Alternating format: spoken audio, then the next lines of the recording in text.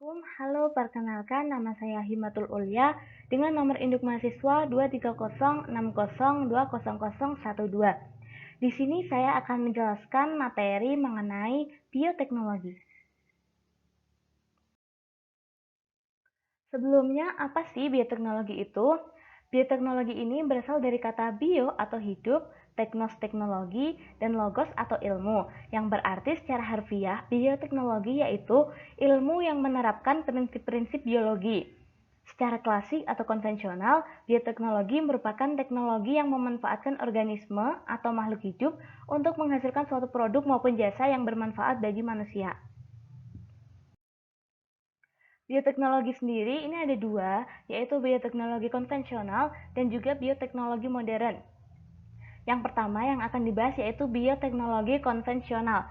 Bioteknologi konvensional ini teknik atau prinsip kerjanya yaitu memanfaatkan mikroorganisme dan juga fermentasi. Pengertiannya, bioteknologi konvensional atau tradisional merupakan bioteknologi yang menggunakan teknik dan peralatan sederhana. Pada bioteknologi konvensional, prosesnya memanfaatkan mikroorganisme, proses biokimia, dan proses genetik alami.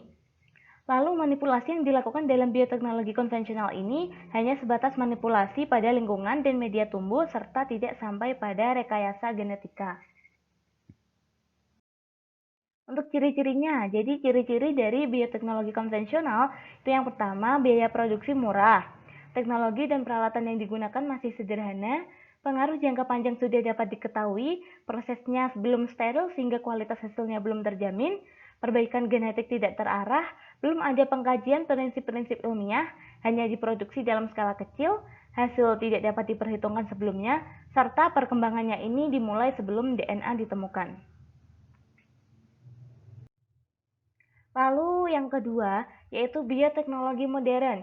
Bioteknologi modern ini teknik atau prinsip kerjanya yaitu rekayasa genetika atau transgenik ya.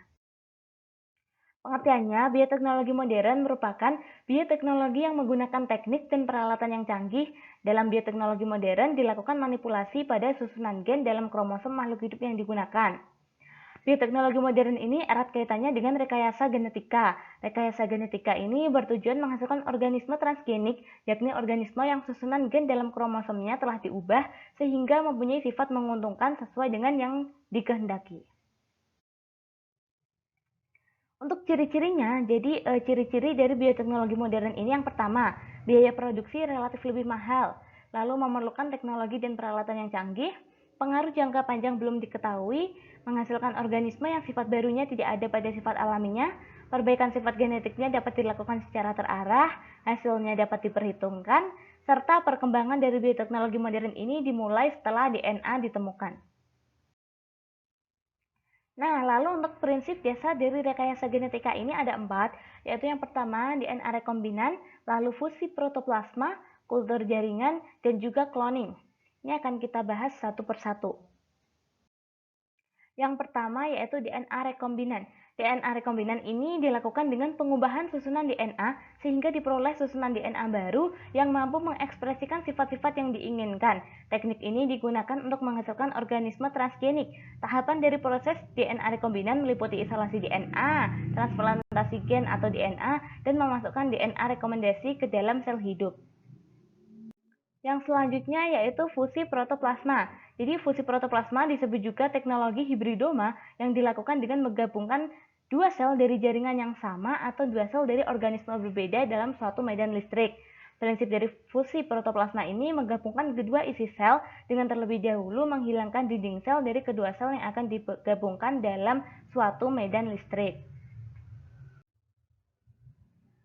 Lalu kultur jaringan. Jadi kultur jaringan ini merupakan teknik perbanyakan tanaman secara vegetatif buatan yang didasarkan pada sifat totipotensi pada tumbuhan.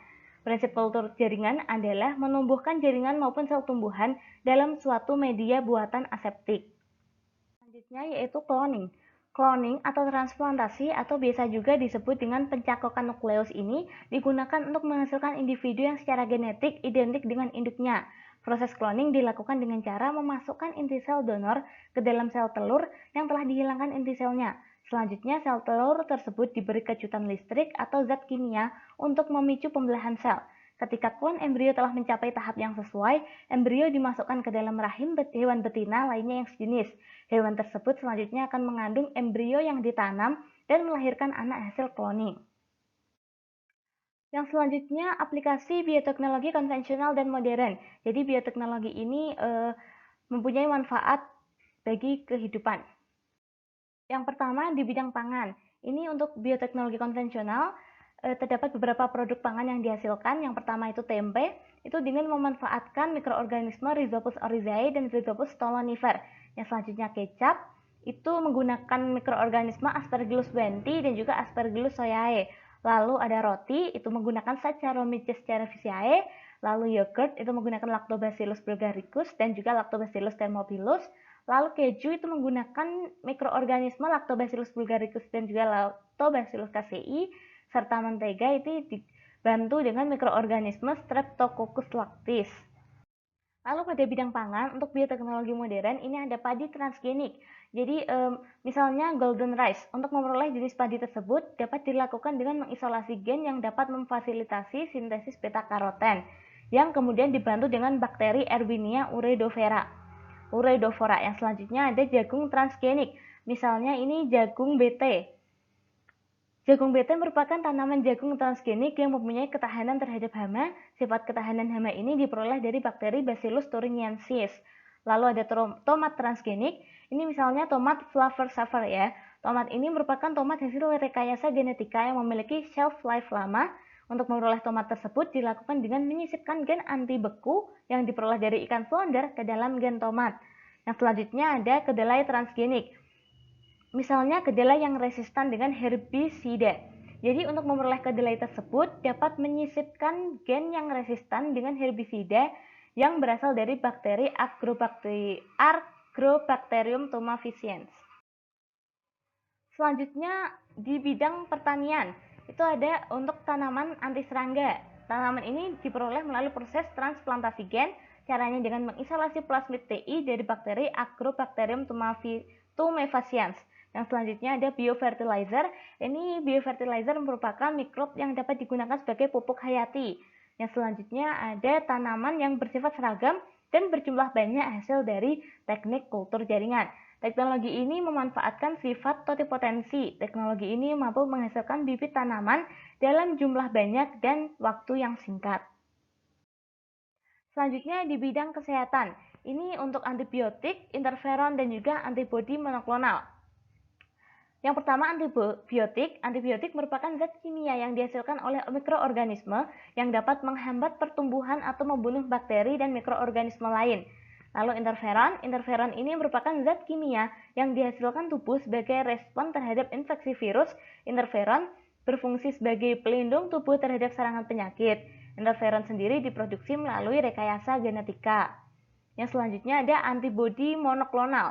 Jadi antibodi monoklonal ini dibuat menggunakan sel tumor dan sel limpa mamalia. Hasil penggabungan kedua sel tersebut dinamakan sel hibridoma. Sel hibridoma ini dapat memproduksi antibodi secara kontinu. Lalu bisa juga untuk pembuatan insulin. Jadi pembuatan insulin ini dilakukan secara rekayasa genetika. Mula-mula gen manusia ini penghasil insulin diisolasi dari kromosom. Plasmid dari bakteri dikeluarkan oleh bakteri. Plasmid yang telah mengandung gen insulin manusia lalu dikultur bersama-sama sel bakteri Escherichia coli sehingga bakteri tersebut mengarahkan sel E. coli untuk menghasilkan insulin. Insulin yang diperoleh dapat digunakan untuk membantu mengatasi penyakit diabetes. Lalu bermanfaat juga untuk pembuatan vaksin. Jadi pembuatan vaksin ini dilakukan melalui rekayasa genetika. Vaksin ini dibuat dengan mengisolasi gen yang mengkode antigen dari mikrob yang bersangkutan. Gen tersebut disisipkan pada plasmid yang sama, akan tetapi telah dilemahkan. Mikrob yang telah disisipi gen tersebut akan membentuk antigen murni. Apabila antigen ini disuntikkan pada manusia, sistem kekebalan tubuh akan membentuk antibodi yang berfungsi melawan antigen yang masuk ke tubuh. Lalu di bidang lingkungan ini untuk penanganan pencemaran lingkungan. Yang pertama itu ada Pseudomonas putida. Ini digunakan untuk menguraikan minyak bumi pada kasus pencemaran air laut. Lalu ada Bacillus subtilis, ini untuk memisahkan logam berat yang ada dalam limbah industri. Lalu ada Thiobacillus peroxidan, ini untuk menangani limbah di pertambangan batubara dengan teknik disulfurisasi batubara. Lalu selain untuk penanganan pencemaran lingkungan, bioteknologi ini juga berguna untuk pembuatan biogas. Bahan-bahan organik yang terdapat pada kotoran hewan dapat dimanfaatkan untuk memproduksi biogas melalui proses fermentasi menggunakan mikroorganisme tertentu dalam keadaan anaerob.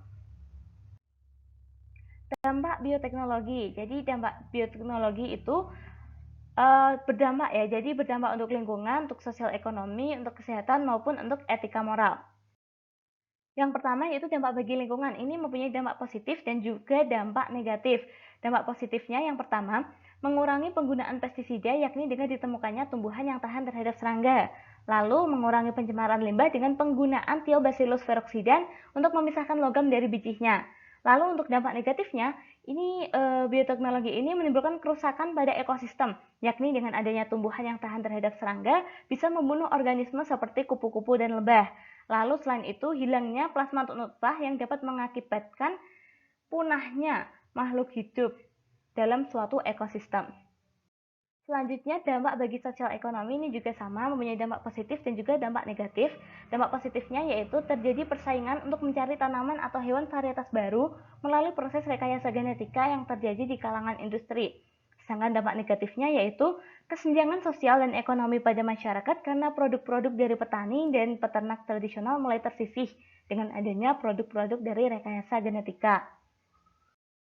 Yang selanjutnya yaitu dampak bagi kesehatan. Ini dampak positifnya, adanya penemuan produk-produk obat maupun hormon hasil rekayasa genetika, ini mengakibatkan produk tersebut lebih murah dan mudah diperoleh oleh masyarakat. Sedangkan dampak negatifnya yaitu penggunaan produk kesehatan hasil rekayasa genetika ini dapat menimbulkan alergi. Yang selanjutnya yang terakhir yaitu dampak etika moral. Jadi penerapan teknologi cloning ini dapat dikhawatirkan akan diterapkan pada manusia yang dianggap dapat merendahkan martabat manusia. Cloning pada manusia sangat ditentang ya karena tidak sesuai dengan etika moral dan melanggar aturan agama. Oleh karena itu para ilmuwan diharapkan dapat bersikap dan bertindak bijaksana dalam melakukan rekayasa genetik. Sekian materi yang dapat saya sampaikan. Semoga bermanfaat. Apabila ada salah maupun kekurangan, saya mohon maaf. Wassalamualaikum warahmatullahi wabarakatuh.